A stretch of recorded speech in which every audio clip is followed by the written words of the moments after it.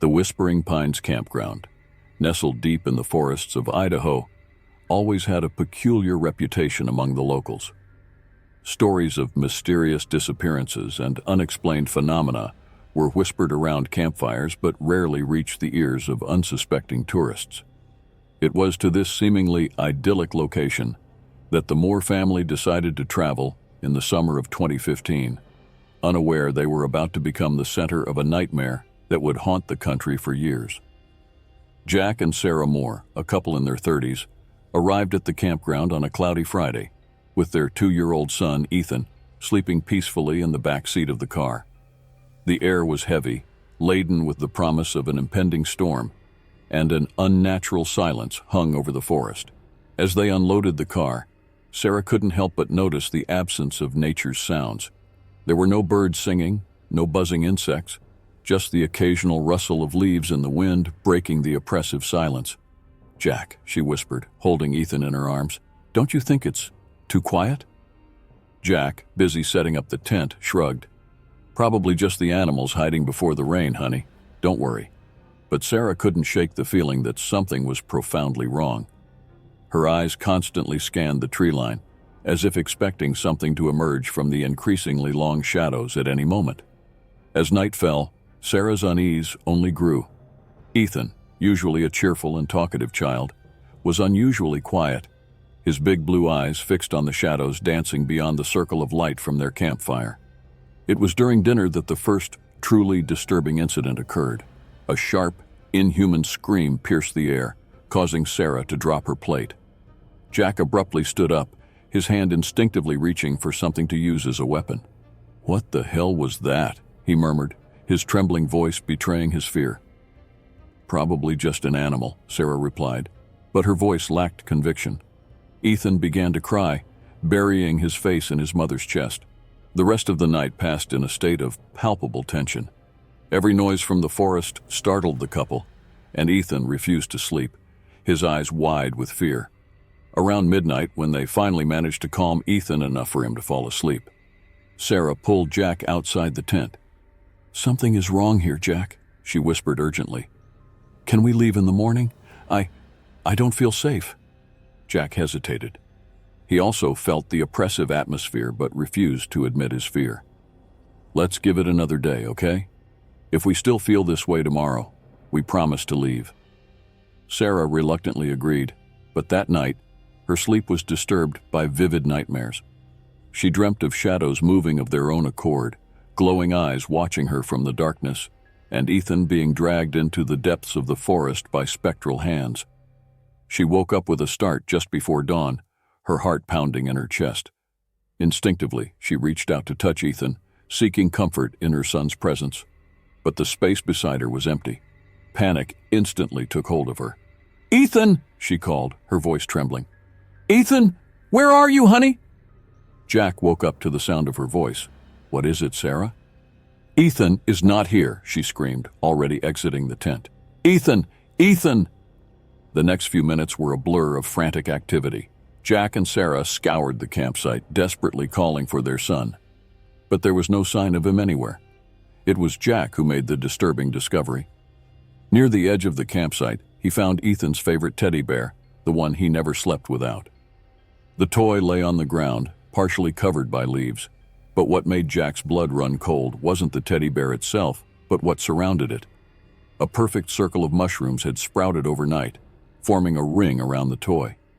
When Sarah arrived, panting at his side, Jack tried to block her view. "Sarah, don't!" But it was too late. She saw the teddy bear and the circle of mushrooms, and a scream of pure terror escaped her lips. The following hours were a whirlwind of activity. Authorities were called, search teams were mobilized, and the Whispering Pines campground became the epicenter of a massive operation. As the police questioned Jack and Sarah, the couple couldn't help but notice the suspicious looks cast in their direction. The questions seemed to insinuate something sinister, as if they were suspects in their own son's disappearance. Mr. and Mrs. Moore, the detective leading the case, a middle-aged man named Frank Holloway, began in a calculatedly neutral voice. "Did you notice any strange behavior from Ethan in recent weeks? Any sign he might run away?" Sarah looked at the detective, horrified. He's 2 years old. How could he run away? Jack placed a comforting hand on his wife's shoulder. Detective, we love our son. We would never do anything to harm him. Please, focus on finding him. But as days passed without any sign of Ethan, the authorities' suspicions seemed to solidify. The couple underwent intense interrogations. Their lives were scrutinized, and soon the media began to speculate about their possible involvement. A week after the disappearance, as the official search efforts began to wane, Sarah received an unexpected visit. An elderly woman with gray hair and eyes that seemed to contain centuries of wisdom appeared at her makeshift camp. "You are the mother of the lost boy," the woman said. It wasn't a question. Sarah nodded, too exhausted to question the stranger's presence. "The forest holds ancient secrets," the old woman continued, her voice low and urgent. "Your son, he has been chosen, but there is still time.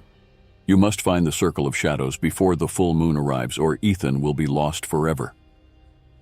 Before Sarah could process what she was hearing, the woman vanished into the trees, leaving behind only the echo of her enigmatic words and a thread of hope, fragile but desperately needed.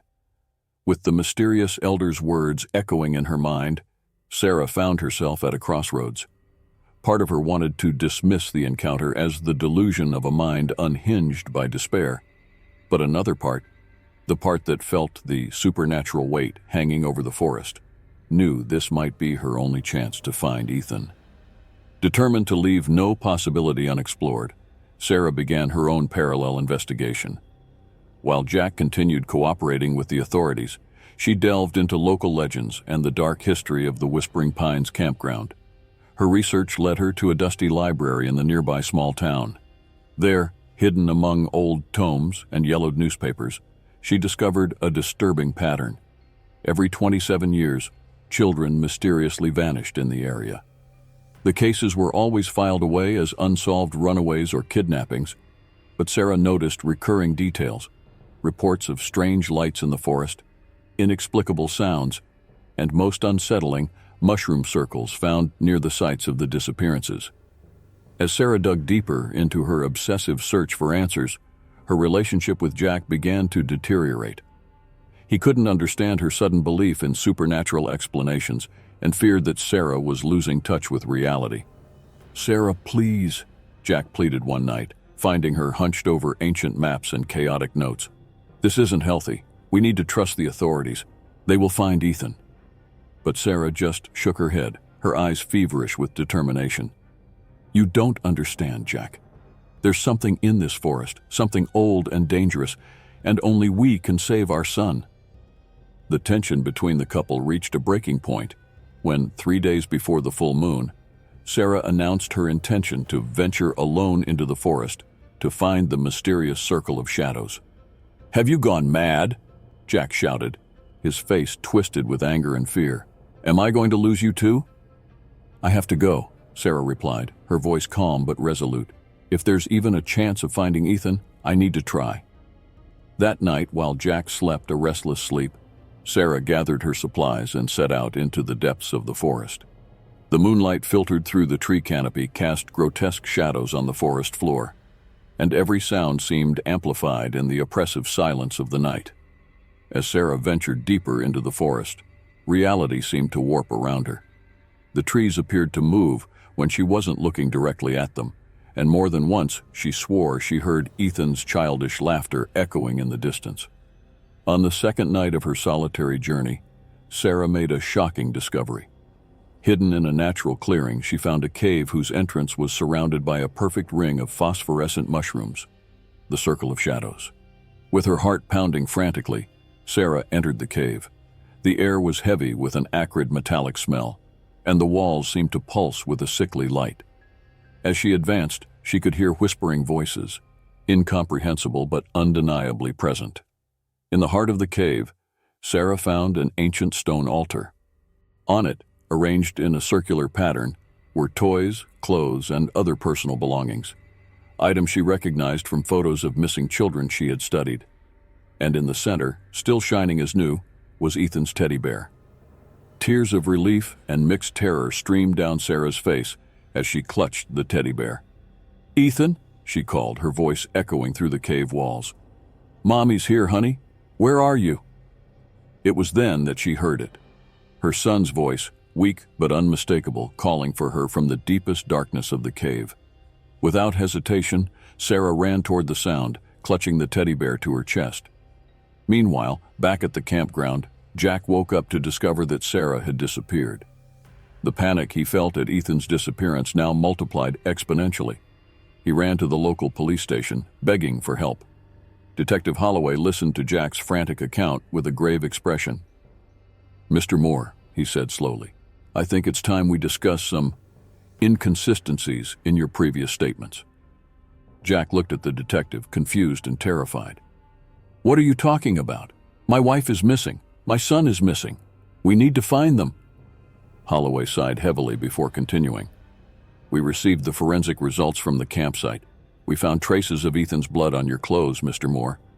Blood that shouldn't be there if your story were true." Jack's world seemed to collapse around him. That's impossible," he stammered. "I would never hurt my son. Never." But Jack's words fell on deaf ears. Within minutes, he found himself handcuffed and taken to a cell, accused of a crime he did not commit, while his wife and son were lost in the forest. In the cave, Sarah continued her frantic search for Ethan. His voice seemed to come from everywhere and nowhere at the same time. The cave walls seemed to move and distort, creating new tunnels and closing others. "Ethan!" Sarah shouted, the desperation evident in her voice. "Mommy's here. Where are you, darling?" Then she saw it, a small figure at the end of a tunnel, back turned to her. Sarah's heart leaped. "Ethan!" she exclaimed, running towards the child. Slowly, the figure turned. But what Sarah saw was not her son's face. It was something other, something ancient and malevolent, wearing the form of a child like an ill-fitting disguise. Sarah recoiled in horror, but it was too late. The creature smiled, a smile too wide for a human face, revealing rows of razor-sharp teeth. "Welcome, Mommy," the thing that was not Ethan said with a voice that was a grotesque parody of her son's. "We've been waiting for you." And then, from the shadows around her, other figures emerged. Children, dozens of them, all with the same inhuman smile and eyes that glowed with a supernatural light. Sarah screamed, a sound of pure terror that echoed through the cave and the forest beyond, reaching Jack's ears in his cell and sending chills down the spine of everyone who heard it. The nightmare had only just begun. Sarah's scream echoed through the forest, hitting Jack's ears in his cell like an electric shock. He jumped up, gripping the bars of his prison so tightly his knuckles turned white. "That's Sarah," he shouted to the guard. "You have to let me out. She's in danger." Detective Holloway, who was passing by the corridor at that moment, stopped abruptly. Something in Jack's desperate voice made him hesitate. Against all his training and instinct, he made a decision that would change the course of events. "Take us there," Holloway said, unlocking the cell. "But if this is some kind of trick—" Jack didn't wait for him to finish. Within minutes, they were in the forest, with Jack leading the way, guided only by his instinct and the distant echo of Sarah's scream. Meanwhile, in the cave, Sarah found herself in a living nightmare. The child things surrounded her, their inhuman smiles growing impossibly wide. The creature wearing Ethan's face stepped forward. "Why are you afraid, Mommy?" it asked with a voice that was a grotesque mix of Ethan's, and something much older and more evil. "Isn't this what you wanted? To be with your son forever?" Sarah backed away, her body trembling uncontrollably.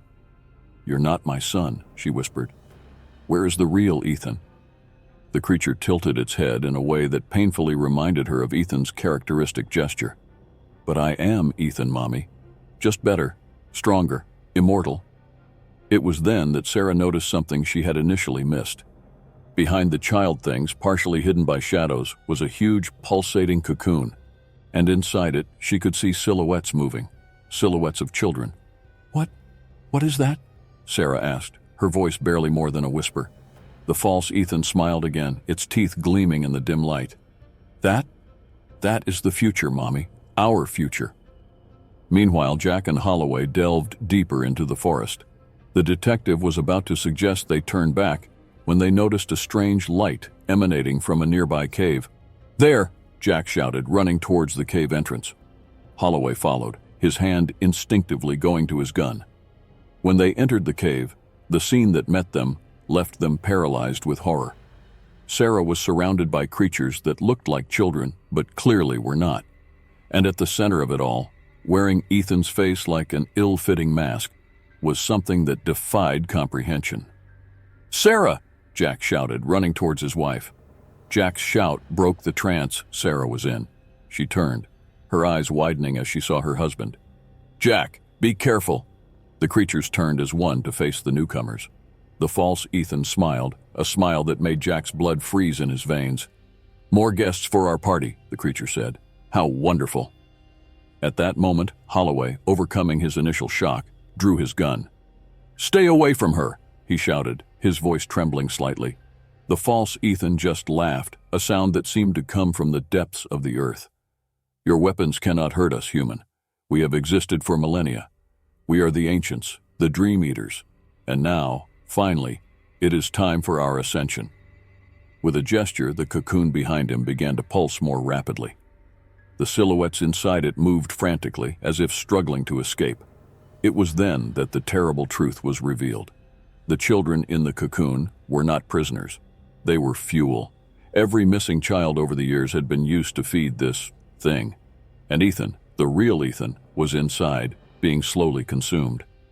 "No!" Sarah screamed, the horrible understanding of her son's fate finally hitting her with full force. Jack, driven by despair and paternal love, did something unthinkable. He ran towards the cocoon, determined to save his son at any cost.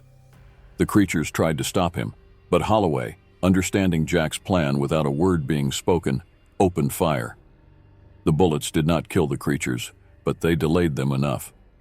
Jack reached the cocoon and, with strength born of pure desperation, began to tear it apart. A viscous, glowing substance dripped down his arms, burning his skin, but he did not stop. "Ethan!" he shouted, thrusting his arms into the opening he had created. "Daddy's here! Grab my hand!" For a terrible moment, nothing happened. Then Jack felt small fingers closing around his wrist. With a roar of effort, he pulled. The cocoon shattered completely, releasing a wave of energy that knocked everyone to the ground. The creatures screamed in unison, a sound of rage and pain that made the cave walls tremble. When the dust settled, Jack was lying on the ground, clutching Ethan's small, still body tightly.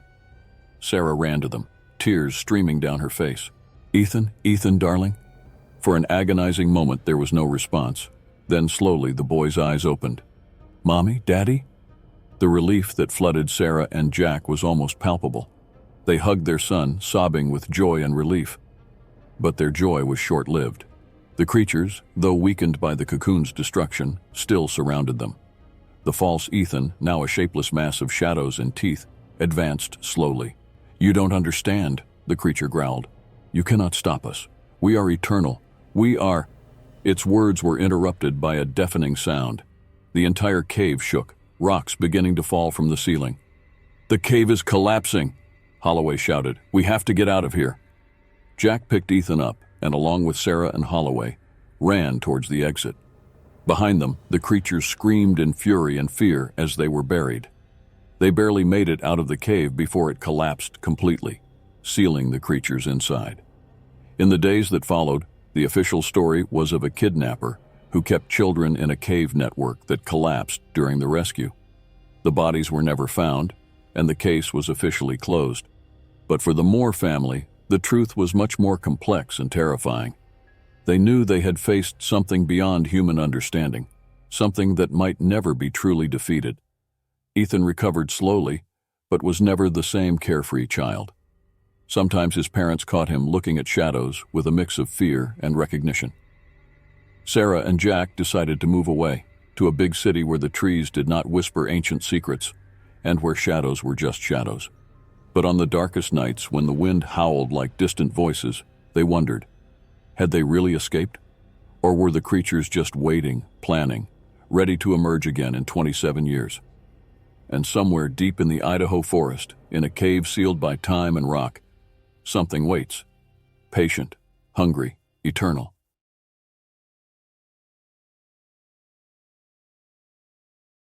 In the depths of Colorado's Rocky Mountains, where the wind howls among the pines and shadows seem to come to life, a tale of horror and mystery still echoes decades after it began. It was the summer of 1981 when Reverend Thomas Blackwood and his longtime friend, Dr. Michael Stern, embarked on a journey that would change their lives and possibly the course of history forever. Blackwood, a man of God with an unusual obsession with geology, had convinced Stern to join him on an expedition to find rare minerals in a remote and unexplored region. The chosen location was a rugged canyon, known only by whispered legends and dusty maps. The Reverend's eyes gleamed with a feverish intensity as he spoke of the riches he hoped to discover, a light that, in hindsight, should have been the first warning sign. On the morning of July 15th, the two men set out, laden with equipment and provisions for a week. The plan seemed simple, but fate wove a much more sinister web than either could have imagined. The first days passed in an atmosphere of growing tension. Stern watched with concern as Blackwood's behavior became increasingly erratic. The Reverend slept little, spending hours murmuring about divine signs and hidden messages in the rocks. At night, Stern caught him making frantic notes by candlelight, his eyes glazed and distant. On the third night, a strange sound woke Stern, a low, constant hum, barely audible but undeniably present. When he mentioned it to Blackwood the next morning, the Reverend only smiled enigmatically and said, "It's the call, Michael. We're close." The fourth day brought a palpable change in the air. The sky, once clear, darkened with threatening clouds. The wind began to howl through the rocks, carrying a sharp metallic scent. Blackwood seemed ecstatic, practically dragging Stern through increasingly narrow and dangerous passages. It was that night that the true horror began to reveal itself. Stern woke to the sound of Blackwood shouting in ecstasy. "I found it! I found the entrance!" the Reverend cried, his voice echoing unnaturally through the canyon. Groggy, Stern watched his friend disappear behind a rock formation, his lantern dancing in the darkness like a will-o'-the-wisp. Minutes passed, then hours. Stern called out, shouted, but only silence responded, an oppressive silence, as if the canyon itself were holding its breath. When the sun rose, it revealed a disturbing scene. There was no sign of Blackwood or his equipment. It was as if the Reverend had been swallowed by the mountain itself. Desperate, Stern began a frantic search. Every cave, every crevice was meticulously examined. But there were no traces, not even a footprint. As the hours passed, fear gave way to terror. Stern began hearing whispers in the darkness, glimpses of movement at the corner of his eyes. The canyon, once majestic, now seemed like a stone monster, ready to devour him. On the second night after Blackwood's disappearance, Stern was awakened by an agonizing scream.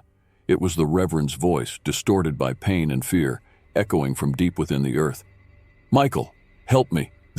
Oh God, they're everywhere!" Stern ran towards the sound, his heart pounding frantically. Then he saw something that defied logic, a crack in the rock that seemed to pulse with a sickly bluish-green light. From within came the sound of something moving, something large and impossible. Paralyzed by fear, Stern watched in horror as a shapeless mass began to squeeze through the crack. It was neither solid nor liquid, but something in between. And at the center of this abomination, he saw Blackwood's contorted face, his eyes pleading for help as he was slowly absorbed by the thing. Stern fled, running blindly through the night. He stumbled, fell, crawled, always with the sound of that pulsating thing pursuing him. When he finally reached the base camp, he was on the brink of madness. Authorities were alerted, and a massive search operation was mobilized. Helicopters scoured the area, rescue teams combed every inch of the terrain. But the result was the same: no sign of Reverend Blackwood or the aberration Stern swore he had seen. Weeks turned into months, and months into years. The case of the missing Reverend became a local legend, a story whispered around campfires. Theories emerged. Some spoke of alien abduction, others of an interdimensional portal. But for Stern, haunted by what he had witnessed, the truth was far more terrifying. 20 years passed. Stern, now a broken and tormented man, decided to return to the canyon one last time, determined to discover the truth or perish trying. Equipped with modern technology and driven by an obsession 2 decades in the making, he retraced his steps to the fateful location. The journey back was a descent into nightmare. With each step, Stern felt invisible eyes watching him. The air grew heavier, filled with that low hum he remembered so well. The rocks seemed to shift when he wasn't looking directly at them, creating new paths and closing others. Then he found the cave. Hidden behind a natural optical illusion, it was a place that defied the laws of physics. The walls pulsed with the same sickly glow he had seen 20 years earlier. At the center, a crystalline formation rose like a profane altar, and there, preserved as if time had not passed, were the bodies of dozens of people, some dressed in clothes from past eras, others clearly more recent. All seemed to be fused with the crystal, their expressions frozen in a mix of ecstasy and agony. Among them, Stern recognized Blackwood, but he was no longer just his friend. The Reverend's body seemed to be the epicenter of the abomination, his limbs extended and fused with the other bodies in a grotesque web of flesh and crystal. Then Blackwood's eyes opened, black as the cosmic void. His mouth moved, and a voice that was a cacophony of thousands of screams echoed through the cave. "Michael, my friend, you finally came to join us. Isn't it wonderful? I found it, Michael. I found the true face of God, and it is glorious and terrible. Come, join us in eternity." The crystal began to pulse more intensely, and Stern felt an irresistible force pulling him towards the mass of intertwined bodies. He fought, screamed, but it was useless. As the crystal began to envelop him, Stern understood the terrible truth. It wasn't a mineral Blackwood sought, but something much older and inhuman. Something that had waited patiently for eons to be discovered and was now awake and hungry. Stern's last words, recorded on his audio device before being completely absorbed, were a desperate warning. "Stay away from this place. What lies here is not for the eyes of men." Blackwood found something, yes, but it wasn't God. It was something older than time, something that feeds on souls and dreams. And now it's awake and hungry. If you're hearing this, run, and never look back. Because now we are part of it, and we are always, always hungry. The audio device was found months later by a group of hikers. The recording sparked a new wave of searches and speculations, but the entrance to the crystalline cave was never found again. Today, the canyon remains a place of mystery and fear. The sensitive swear they feel a malignant presence in the air, while others report hearing voices calling from the depths of the earth, promising revelations and power beyond human comprehension. The case of Reverend Blackwood and Dr. Stern serves as a grim reminder that some secrets in this world should perhaps remain hidden. For in the quest for the divine, we may inadvertently awaken forces that challenge our understanding of reality and sanctity. And so, in the depths of the Colorado mountains, something waits. Something once awakened by the obsessive quest of a man of faith, now patiently awaiting its next victim. A treasure was found in that forgotten canyon, yes, but its price is the very soul of those who discover it. And each year, more people disappear into the mountains, drawn by whispers and promises of unimaginable riches, only to become part of that pulsing, hungry mass growing in the shadows, waiting for the day it will be strong enough to emerge and claim the world of the living.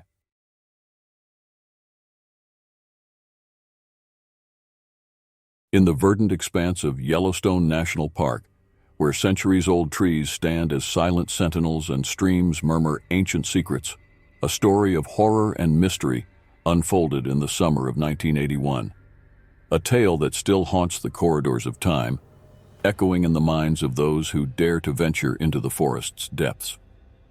Sarah Thompson, a 14-year-old girl with bright eyes and a contagious smile, was about to embark on the adventure of her life. Passionate about photography and nature, she could hardly contain her excitement as she joined a group of hikers for a 3-day expedition into the heart of the park. With her camera hanging around her neck and her heart full of expectations, Sarah bid farewell to her parents, promising to return with unforgettable memories captured on film. The group comprised 10 people: the experienced guide, Jack Hawkins, a middle-aged man with eyes that seemed to have seen more than they revealed, 3 middle-aged couples seeking an escape from urban life, a young couple on their honeymoon, and Sarah, the youngest of the group, accompanied by her Aunt Rebecca. The first 2 days of the hike were filled with wonders. Sarah took photos incessantly, capturing the majesty of distant mountains, the golden gleam of the sun reflecting on crystal-clear lakes, and the wildlife that occasionally crossed her path. Her laughter echoed through the forest, infecting even the most serious members of the group. It was on the morning of the 3rd day that everything changed. The group awoke to a dense, unusual fog enveloping the campsite. The temperature had dropped drastically overnight, and an unnatural silence hung in the air. Not even the birds were singing. Jack, the guide, seemed uneasy. His eyes constantly scanned the tree line as if expecting something to emerge at any moment. When questioned, he brushed off concerns with a forced smile. But the tension in his shoulders was palpable. The group broke camp and continued their journey. Sarah, excited by the mysterious atmosphere created by the fog, strayed slightly from the group to capture some photos. Her Aunt Rebecca called her back several times, her tone revealing growing anxiety. During one of these brief separations, the unthinkable happened. A sharp scream pierced the air, followed by the distinctive sound of a camera shutter clicking rapidly. The group turned in unison, only to see the fog closing in where Sarah had been moments before. "Sarah!" Rebecca screamed, running towards the last spot she had seen her niece. The others followed, frantically calling the girl's name. But the fog seemed to swallow their cries, returning only oppressive silence. The following hours were a blur of panic and desperate searching. Guide Jack coordinated the group, dividing them into pairs to cover more ground. The fog, however, seemed to have a life of its own, diverting them from their paths and confusing their senses. As the day wore on, strange events began to occur. One couple swore they heard Sarah's laughter echoing in the distance, but following the sound led them only to a circle of mushrooms in a clearing. Another group member found footprints that seemed to belong to Sarah, but they simply disappeared in the middle of a muddy patch, as if the girl had evaporated into thin air. When night fell, despair set in among the group. Park authorities were alerted, and a large-scale search operation was launched. Helicopters scoured the area. Teams with search dogs combed the terrain, but no trace of Sarah was found. Days turned into weeks, and the search continued tirelessly. The story of the missing girl captured national attention, drawing volunteers and media from across the country. Theories began to emerge, some plausible, others bordering on the absurd. A month after the disappearance, one of the search dogs finally found something: Sarah's camera lens cap, lying among the roots of an ancient tree. The site was meticulously examined, but no other traces were found. It was as if the forest had swallowed Sarah, leaving only this small piece of plastic as a reminder of her existence. The discovery, rather than bringing answers, only deepened the mystery. Forensic tests on the lens cap revealed something disturbing: microscopic particles of an unknown mineral, with properties that defied scientific understanding. As the official search waned, Rebecca refused to give up. Obsessed with finding answers, she began researching the park's history, uncovering ancient legends and accounts of other mysterious disappearances over the years. Her investigations led her to an old Native American shaman living near the park. The elder, with eyes that seemed to hold the wisdom of millennia, listened to her story in silence before speaking. "The forest is ancient, much older than we imagine. It holds secrets that man is not meant to know. Sometimes it chooses someone special. Your niece may have been chosen." Desperate for concrete answers, Rebecca pressed the shaman for more information. The old man sighed deeply before continuing. "There is a place in the forest, a place between worlds. Our people call it the Valley of Whispers. They say that there the veil between worlds is thin. Those who are chosen can cross it, but rarely return." Armed with this cryptic information, Rebecca convinced Jack, the guide, to take her back to the disappearance site. Reluctant but driven by the guilt he had carried since that fateful day, Jack agreed. The journey back was marked by a growing sense of dread. The forest seemed different, more alive and aware. The sounds of nature were interspersed with moments of absolute silence, as if all wildlife were holding its breath. As they approached the site where the lens cap was found, a familiar fog began to form. Rebecca felt a chill run down her spine as she recognized the same atmosphere from that terrible day. Suddenly, a familiar sound cut through the air, the unmistakable click of a camera shutter. Rebecca turned, her eyes wide with hope and fear. For a moment, she swore she saw Sarah among the trees, smiling and waving at her. But when she blinked, the vision had vanished. "Sarah!" Rebecca screamed, running towards the spot where she had seen her niece. Jack tried to stop her, but she was beyond the reach of his voice. The fog swallowed Rebecca, her scream echoing before being abruptly cut off. Jack, paralyzed by shock, watched as the fog slowly dissipated. Where Rebecca had been moments before, there was now only a perfect circle of wildflowers, their petals glowing with an otherworldly hue. Trembling, he approached the circle. In the center lay two identical lens caps, Sarah's and now Rebecca's. As Jack bent to pick them up, an ethereal whisper filled the air, carrying the intertwined voices of aunt and niece. "It's okay, Jack. We found what we were looking for. The beauty here is beyond imagination." Jack recoiled, horrified and fascinated. As he ran back to the safety of civilization, he knew he would carry the weight of this mystery for the rest of his life. In the years that followed, the Thompson case, the aunt and niece who vanished in the national park, became a legend. Conspiracy theorists, paranormal investigators, and curious people from around the world were drawn to Yellowstone, all seeking answers. Occasionally, park visitors reported glimpses of two female figures, a woman and a young girl, wandering through the fog in the early morning hours. Always smiling, always with cameras in hand, they would disappear as soon as anyone tried to approach. Yellowstone National Park jealously guarded its secrets. The story of Sarah and Rebecca Thompson became another chapter in the unfathomable mysteries of nature, a reminder that there are forces and places in this world that defy our understanding. And somewhere, beyond the veil of reality we know, two souls continue their eternal journey, capturing the beauty of a world that mortal eyes will never see. The Yellowstone Forest continues to attract visitors, its majestic beauty masking the dark secrets it holds. And sometimes, when the fog descends and silence falls, the most sensitive can hear the soft click of a shutter echoing through the dimensions, an eternal reminder of the fate of Sarah and Rebecca Thompson.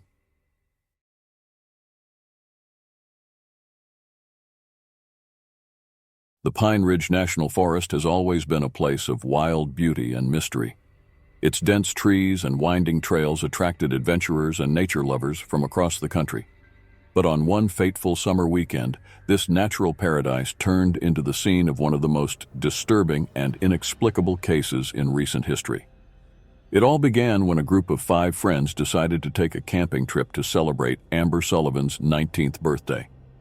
Amber, a free-spirited and adventurous young woman, was excited to spend a few days away from the city's hustle and bustle, immersed in the nature she loved so much. The group arrived at the forest on a sunny Friday.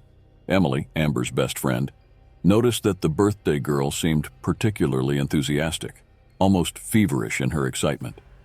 While setting up camp, Amber incessantly talked about the magical energy of the forest and how she felt something extraordinary was about to happen. That night, around the campfire, Amber surprised everyone by revealing she planned to take a spiritual journey alone in the forest. Her friends expressed concern, but she reassured them, saying it would only be a short, meditative walk at dawn. The sun had barely risen when Emily woke up to find Amber missing from her tent. Initially, she wasn't alarmed, recalling the conversation from the previous night. However, when she noticed all of Amber's clothes still in her backpack, a chill ran down her spine. Hours passed and Amber did not return. Panic began to set in among the group. They shouted her name, searched nearby areas, but found no sign of her. Reluctantly, they contacted the authorities. News of a young woman disappearing naked in the vast national forest quickly spread. Within hours, a massive search operation was mobilized. 75 rescue professionals, including experienced forest rangers and teams with sniffer dogs, arrived at the scene. In the days that followed, the forest was meticulously scoured. Helicopters flew over the area, while ground teams explored every trail, ravine, and stream. The sniffer dogs, known for their efficiency in locating lost people, seemed confused and disoriented, as if Amber's trail had simply vanished into thin air. As the search intensified, strange reports began to emerge. A veteran forest ranger swore he saw a naked female figure dancing among the trees at dusk, but when he approached, she disappeared without a trace. Another rescue team member reported hearing a melodious laugh echoing through the forest, seemingly coming from all directions at once. Emily and the other friends of Amber were exhaustively interrogated. They recounted Amber's unusual behavior in the days leading up to the trip. She had become obsessed with ancient Native American legends about the forest, spending hours researching rituals and spiritual ceremonies. A week before her disappearance, Amber had confided in Emily about a vivid and recurring dream. In it, she saw herself walking naked through the forest, guided by ethereal lights and whispering voices. The dream always ended with Amber being enveloped in a bright light and feeling united with the essence of the forest. As days turned into weeks, the hope of finding Amber alive diminished. However, the absolute lack of physical evidence, not a hair or footprint, baffled investigators. It was as if Amber had been swallowed by the forest itself. Theories about her disappearance multiplied. Some speculated about a possible abduction, although the absence of any trace made this hypothesis unlikely. Others suggested Amber might have suffered an accident and fallen into some hidden crevice or cave, but it was the more fantastic theories that captured the public's imagination. Rumors about ancient forest spirits, interdimensional portals, and pagan rituals began to circulate. Amber's story became an internet phenomenon, with forums dedicated to discussing every detail of the case and proposing the most absurd explanations. A local shaman who requested anonymity offered a disturbing perspective. According to him, the forest occasionally chose special individuals to become part of its essence. These chosen ones, he explained, felt an irresistible call, and by answering it, transcended their physical form to merge with the primordial energy of nature. 3 months after the disappearance, a group of hunters made a disturbing discovery. In a remote clearing, never before mapped, they found a perfect circle of wildflowers. In the center of the circle lay a single necklace, the same one Amber always wore, according to her friends. The sight emanated a strange atmosphere, with the hunters reporting a deep sense of peace mixed with an inexplicable feeling of unease. Forensic analysis of the necklace revealed nothing but Amber's DNA, with no signs of struggle or violence. The clearing was thoroughly examined, but no other evidence was found. It was as if that small circle of flowers was the only silent witness to what really happened to Amber. The case continued to intrigue and fascinate the public. Documentaries were produced, books were written, and Amber's story became a modern legend. The National Forest, once known only for its natural beauty, gained a sinister and mysterious reputation. Years passed, and Amber's disappearance remained unsolved. Emily, who never fully overcame the loss of her friend, decided to return to the forest on the 5th anniversary of the incident. Accompanied by a small support group, she planned to hold a ceremony in Amber's memory. On the night of the ceremony, as the group gathered around a small campfire, a sudden and inexplicable wind arose, extinguishing the flames. For a brief moment, Emily swore she saw Amber's silhouette among the trees, her body emitting a soft green glow. When she blinked, the vision had vanished, leaving only the whisper of the leaves and an indefinable sense of presence. Since then, sporadic reports of similar sightings began to emerge. Campers occasionally reported seeing a young naked woman wandering through the forest at night, always disappearing when someone tried to approach. Some swore they heard a female voice softly singing, the melody echoing among the trees on full moon nights. Authorities continued to classify Amber's case as an unresolved disappearance, but for many, her story became something more, a reminder of the mysterious and sometimes frightening nature of the world around us. The National Forest, with its unfathomable secrets, remains a silent monument to a young woman who, for reasons we may never fully understand, embarked on a journey from which she never returned. Forest visitors now often leave small offerings, flowers, crystals, colored ribbons, in the clearing where Amber's necklace was found. It's as if in some way her presence can still be felt, echoing through time and space, an eternal mystery etched into the ancient trees and the very fabric of the forest. Amber Sullivan's case serves as a somber reminder of the secrets nature still holds, of the mysteries that defy our rational understanding. In a world where we believe we have explanations for almost everything, her story remains an unsettling enigma, a glimpse into a realm beyond our everyday perception, where the line between the natural and the supernatural becomes indistinct. And so the National Forest continues, imposing and immutable, guarding its secrets. For those who venture into its depths, the question remains, did Amber find something transcendent that fateful morning? Or did the forest claim another victim to its unfathomable mysteries? The whisper of the trees and the distant song of the birds seem to hold the answer, always beyond the reach of human comprehension.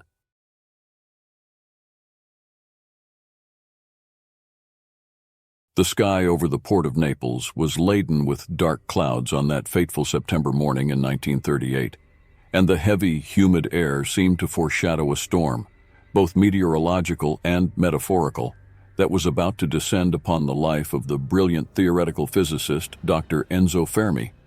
Fermi, a man of medium height with penetrating eyes that seemed to hold the secrets of the universe, walked hurriedly along the quay, his leather briefcase firmly grasped in one hand, while the other held his hat to prevent the rising wind from blowing it away, barely noticing the curious glances and whispers of passers-by, as his mind was already thousands of miles away, lost in calculations and theories that few in the world could comprehend. As he approached the ship that would take him to Sicily, Fermi couldn't help but notice a shadowy figure standing near the gangway, a man dressed entirely in black with a hat that shaded his face, appearing to look directly at him, sending an involuntary shiver down the physicist's spine. "Dr. Fermi!" a hoarse, guttural voice called, making him stop in his tracks. It was the man in black. "Yes?" Fermi responded, trying to maintain composure despite the sudden chill he felt. "Are you sure you want to embark on this journey?" the stranger asked. His eyes, now visible under the brim of his hat, seemed like two black, bottomless pits. "There are forces in motion that even your brilliant mind cannot comprehend." Fermi felt his heart race. How did this man know who he was, and what did he mean by forces in motion? Before he could formulate a response, the shrill whistle of the ship pierced the air, signaling its imminent departure. Fermi cast one last confused glance at the stranger before hurrying to board, the unsettling conversation momentarily forgotten in the rush of the moment. The ship, a monstrous leviathan of steel named Stella Maris, looked grotesquely out of place against the stormy sky, its chimneys spewing black smoke, as if the vessel itself were possessed by some malevolent spirit. As Fermi ascended the gangway, he couldn't help but notice the strange looks the crew gave him, something in their eyes. Fear? Pity? He couldn't decipher it. Already in his cabin, a claustrophobic cubicle more like a cell than accommodation, Fermi began unpacking his belongings, his hand trembling slightly as he pulled a stack of papers from his briefcase. Notes on his latest and revolutionary theory, a theory that, if proven correct, would forever change the course of physics and potentially the fate of humanity.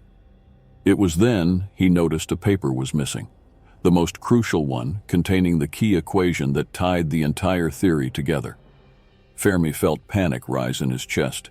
He was sure the paper was there when he boarded. How could it have disappeared? A sudden jolt of the ship made him lose his balance, and he grabbed the edge of the small desk to steady himself. Through the tiny porthole he could see the sea, once relatively calm, now churning with threatening waves. Determined to find his missing paper, Fermi left his cabin to question the crew. The corridor was eerily deserted, and his questions were met with blank stares or evasive answers. No one seemed willing to help him. As night fell, the storm intensified. The ship rocked violently, and Fermi could hear the groaning of the metal being tested to its limits. But it wasn't just the storm's roar that disturbed him. From somewhere deep within the ship, he could hear something else, a rhythmic sound, almost like a chant, resonating through the ship's structure. Intrigued and increasingly alarmed, Fermi decided to investigate. Descending the stairs leading to the lower levels of the ship, he noticed the temperature seemed to drop drastically with each step, his breath forming small clouds of vapor in the air, and he could feel the cold penetrating to his bones. The chant grew louder as he descended. Now he could distinguish words. Or were they mathematical symbols? It was as if someone were reciting equations in an ancient and forgotten language. At the bottom of the ship, Fermi found a massive steel door, covered in strange symbols, that seemed to move and change when he wasn't looking directly at them. The chant was coming from behind this door. With his heart pounding in his chest, Fermi reached for the handle. The moment his fingers touched the icy metal, a surge of energy coursed through his body. Terrible visions flooded his mind. Explosions of unimaginable proportions, entire cities reduced to ashes, the very fabric of reality tearing. Fermi recoiled, horrified. He realized then that his theory, far from being a revolutionary discovery, was actually the key to a terrible and destructive power, a power that some dark forces were determined to obtain at any cost. At that moment, the door opened on its own, revealing a darkness so deep and absolute that it seemed to suck all the light around it. And from this darkness, a voice, the same hoarse voice of the man at the port, spoke. "Welcome, Dr. Fermi. We have been waiting for you." Fermi wanted to scream, wanted to flee, but his body wouldn't respond. He felt cold hands grabbing him, pulling him into the darkness. The last thing he saw before the door closed behind him was his precious notebook floating in the air, the equations glowing with a supernatural light. The storm continued to rage outside, but inside the ship, a sepulchral silence settled. The Stella Maris continued its journey through the stormy night, carrying within its belly a secret that should never have been discovered. And so, the brilliant Dr. Enzo Fermi disappeared from the face of the earth, leaving behind only unanswered questions and unfinished theories. But the true horror of his fate was just beginning. In the weeks following the mysterious disappearance of Dr. Enzo Fermi, a wave of fear and paranoia swept through the international scientific community. Colleagues who once fiercely competed for recognition and funding now found themselves united by a common terror, whispering conspiracy theories in the dark corners of laboratories and conference rooms. The news of Fermi's disappearance first reached the University of Rome, where he had left a legacy of brilliance and innovation. Professor Marco Bianchi, a longtime colleague and close friend of Fermi, was the first to realize something was terribly wrong. Bianchi was in his office, surrounded by piles of papers and half-finished equations, when he received a phone call from Fermi's wife, Laura, her voice trembling with worry as she explained she hadn't heard from her husband in days, and he hadn't arrived in Sicily as planned. "Something is wrong, Marco," Laura sobbed over the phone. Enzo would never disappear like this without warning. He was acting strangely before he left, talking about observers in the shadows and equations that shouldn't exist. I thought it was just work stress. But now... Laura's words sent chills down Bianchi's spine. He remembered the last conversation he had with Fermi, just days before his departure. The brilliant physicist had mentioned a revolutionary discovery, something that could change everything. But there was a look in his eyes that Bianchi had never seen before, a mix of excitement and fear. Determined to find the truth, Bianchi began his own investigation. He started by scouring Fermi's office at the university, hoping to find some clue about his friend's whereabouts or the nature of his mysterious discovery. The office was exactly as Fermi had left it, with books and papers scattered in an organized chaos that only a genius could decipher. But there was something out of place. Bianchi couldn't explain it, but he felt as if an invisible presence was watching his every move. It was then that his eyes landed on a notebook hidden behind a pile of dusty books. The notebook seemed ordinary at first glance, but when Bianchi opened it, his blood ran cold in his veins. The pages were covered with equations that defied comprehension. symbols that seemed to move and change when not directly observed.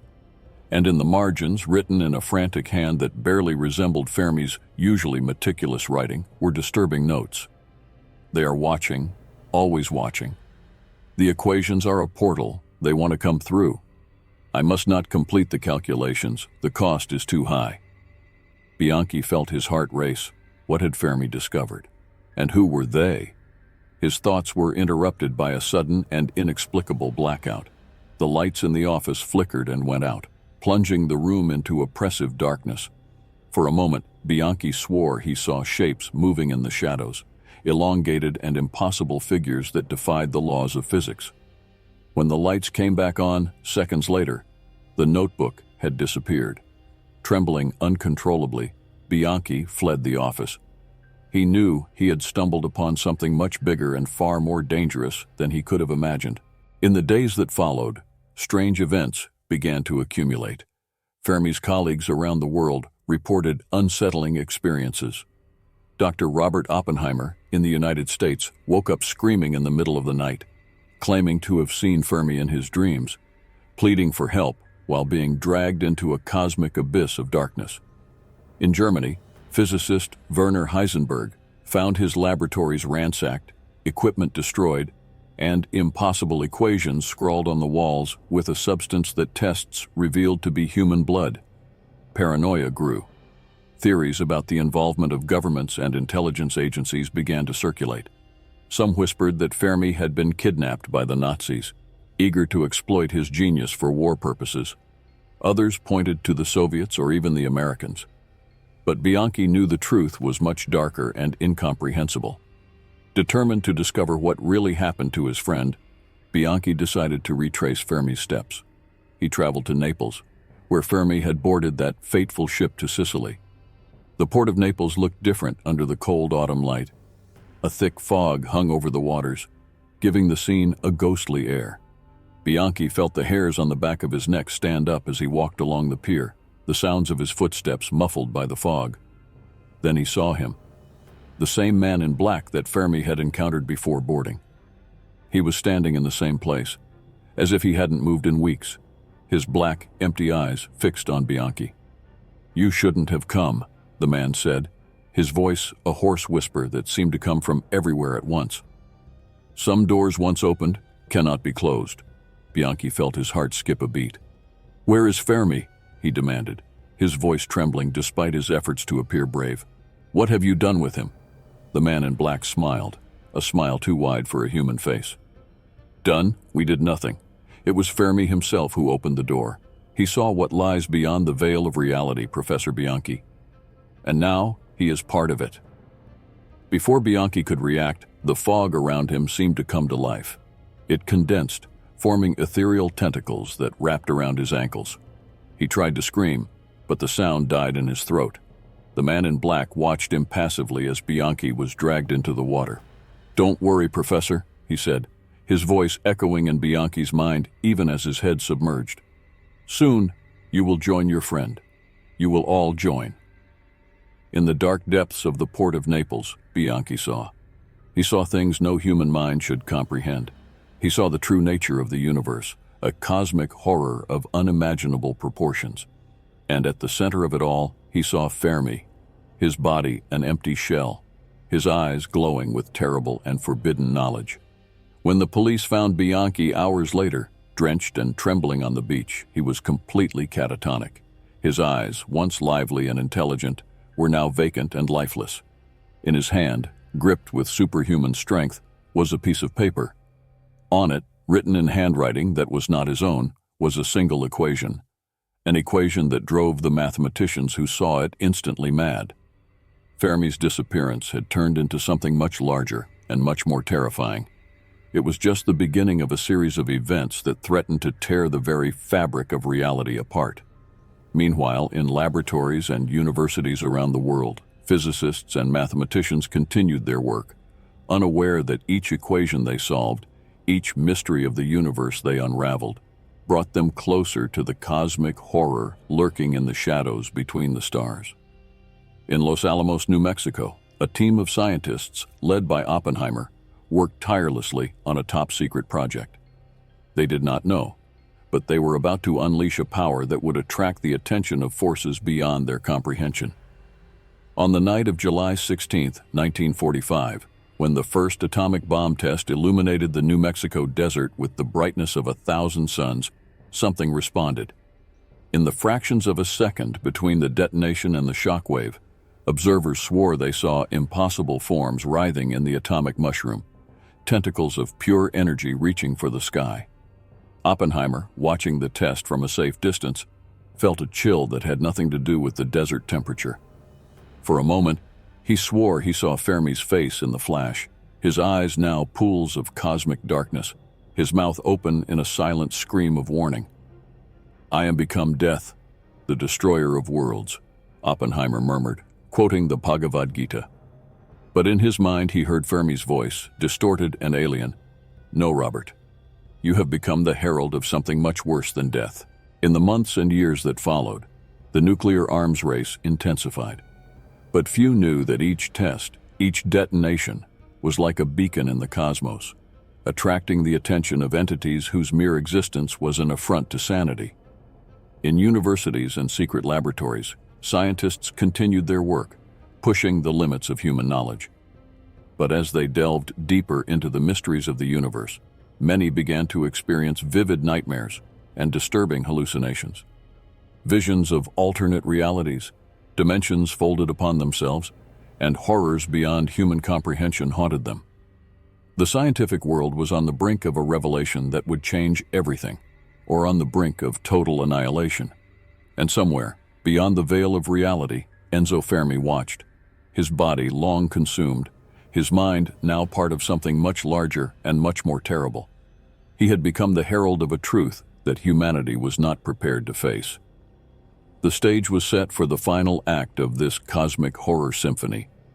The fate, not just of Fermi, but of all humanity, hung by a thread. And the forces lurking in the shadows between the stars waited patiently, ready to claim what they considered rightfully theirs. The curtain was about to rise on the final act of this cosmic tragedy, and the audience, unaware of the horror about to unfold, continued their daily lives, oblivious to the fact that each second brought them closer to the unimaginable. The year was 1955, and the world had changed drastically since Enzo Fermi's disappearance. The Cold War was in full swing, with superpowers engaged in an arms race that threatened to bring humanity to the brink of annihilation. But behind this geopolitical tension, a much more sinister and incomprehensible threat stirred in the shadows. At the prestigious Princeton University, a young physicist named John Wheeler worked tirelessly on theories that promised to revolutionize our understanding of the universe. Black holes, curved space-time, and quantum realities were the themes that occupied his brilliant mind. But Wheeler had no idea that his equations were about to open a door that should never have been opened. On a cold autumn night, while working late in his office, Wheeler had an epiphany. A series of complex equations suddenly aligned in his mind, revealing a pattern that defied everything he thought he knew about reality. With trembling hands, he furiously scribbled the calculations in his notebook. Then the lights flickered, plunging the office into momentary darkness. When they came back on, Wheeler found himself staring at a familiar figure sitting across his desk, Enzo Fermi. But this was not the Fermi Wheeler remembered from past conferences and symposia. The Italian physicist's eyes were completely black, like pools of cosmic darkness. His skin had a sickly, almost translucent pallor through which Wheeler could see veins pulsating with strange alien energy. "Hello, John," Fermi spoke, his voice an echo distorted of his former self. "I see you finally made it." Wheeler felt his blood run cold. "Fermi, but you disappeared. Everyone thought you were dead." A crooked smile formed on Fermi's lips, revealing teeth that seemed too sharp to be human. "Dead? No, my young friend. I have transcended. And now, thanks to you, others can join me." Before Wheeler could react, Fermi extended a hand towards him. The Italian physicist's fingers impossibly elongated, transforming into pure energy tentacles that penetrated Wheeler's skull. A scream of agony escaped Wheeler's lips as his mind was flooded with visions of impossible realities. He saw the universe as it truly was, a vast ocean of chaos and horror, dotted with islands of reality that were nothing but fragile bubbles on the verge of bursting. And in the spaces between these bubbles, entities of unimaginable power and malevolence lurked, hungry. When Fermi finally withdrew his tentacles from Wheeler's mind, the young physicist collapsed in his chair, gasping and trembling. "What? What was that?" Wheeler managed to stammer. "The truth, John," Fermi replied, his voice now a chorus of millions. "The truth that Oppenheimer glimpsed in the Alamogordo Desert. The truth that I discovered that fateful night in the Mediterranean Sea. And now, thanks to your equations, the truth that soon the whole world will know." Wheeler looked in horror at his notebook. The equations he had written moments before now pulsed with a light of their own, the symbols writhing and changing as if they were alive. "No," he murmured, reaching for the notebook with the intention of destroying it. But it was too late. A tremor shook the building, causing books to fall from shelves and cracks to appear in the walls. Outside, the night sky suddenly lit up with impossible auroras, curtains of light dancing in patterns that hurt the eyes to try to focus on them. "It has begun," Fermi said, his form now dissolving into a mass of tentacles and eyes. "The veil between worlds is tearing. They are coming, John, and there is nothing we can do to stop them." In the days that followed, chaos spread across the world. Quantum anomalies began to occur on a macroscopic scale. Entire cities vanished overnight, only to reappear days later with their populations maddened, babbling about indescribable horrors. Governments desperately tried to maintain order, but how could they fight against something that defied the very laws of reality? The great powers launched their nuclear arsenals against the anomalies that emerged, only to discover that each atomic explosion merely accelerated the process of reality's deterioration. In laboratories around the globe, scientists worked frantically to understand and reverse what was happening, but each discovery only led them deeper into the abyss of cosmic madness. At CERN in Switzerland, a team of physicists led by the brilliant Dr. Elena Rossi believed they had found a solution. Using the Large Hadron Collider, they planned to create a quantum containment field that could seal the breaches in reality. But when they activated the machine, something went terribly wrong. The particle accelerator tunnel transformed into a portal, and from it emerged creatures that defied sanity, amorphous masses of tentacles and eyes, beings of impossible geometry that twisted the mind just to look at them. Elena watched in horror as her colleagues were consumed by these entities, their bodies merging with the creatures in a grotesque symphony of flesh and extraplanar matter. She managed to escape, but the knowledge of what she had seen would haunt her for the rest of her days. Meanwhile, in the streets of major cities, the fabric of society began to disintegrate. Cults dedicated to the entities now roaming freely in our world gained strength. Ordinary people, driven mad by the cosmic horror now impossible to ignore, committed acts of unimaginable violence. John Wheeler, his mind now a permanently open window to the horror beyond, wandered the streets of Princeton like a mad prophet. "The dream is over," he shouted to anyone who would listen. "Wake up to the nightmare." In Washington, D.C., world leaders gathered in a last-ditch effort to save humanity. But even as they discussed strategies and contingency plans, reality around them began to unfold. The President of the United States was in the middle of a speech when his form began to distort. His skin melted away, revealing a pulsating mass of tentacles and eyes. The leaders present screamed in horror, but their screams soon turned into insane laughter as cosmic madness consumed them. In space, astronauts aboard the newly launched space station watched helplessly as the Earth below them transformed. Entire continents twisted into impossible shapes. Oceans boiled and evaporated, revealing submerged cities of non-Euclidean geometry. And somewhere beyond human comprehension, Enzo Fermi, or what had once been Enzo Fermi, watched with a mix of fascination and horror. He had become the harbinger of the end, the bearer of knowledge humanity was not prepared to bear. The last transmissions from Earth to deep space carried messages of despair and madness. Alien civilizations intercepting them in the distant future would be perplexed by the screams of cosmic terror and the impossible equations filling the radio waves. And so, With a final sigh of cosmic agony, the bubble of reality that housed Earth and its humanity finally burst. What remained was only a void in the fabric of the universe, a silent reminder of the dangers of seeking knowledge beyond mortal comprehension. In the depths of the cosmos, other civilizations continued their existence, unaware of the fate that had befallen the small blue planet. But sometimes, in dreams and visions, their scientists and visionaries glimpsed the horror that had consumed Earth. And in those visions, they saw the face of Enzo Fermi, eternally caught between genius and madness, a beacon of warning to all who dared follow in his footsteps. The universe continued its eternal dance, indifferent to the tragedy that had unfolded. And in the shadows between the stars, ancient and terrible entities waited patiently, ready to claim their next dominion when another curious civilization dared look too deeply into the abyss. Thus ended humanity's story, not with a bang, nor with a whimper, but with a scream of cosmic horror that would echo for eternity, a perpetual reminder of the dangers of seeking knowledge beyond the limits of mortal sanity. And somewhere, beyond the veil of reality we once knew, the spirit of what was once Enzo Fermi continued its eternal vigil, a reluctant guardian of the secrets that had destroyed his world and his humanity. The mystery of his disappearance had been solved, but the price of that knowledge was the very existence of Earth and all who inhabited it. A price too high for human curiosity, a dark reminder that some truths in the universe are best left undiscovered.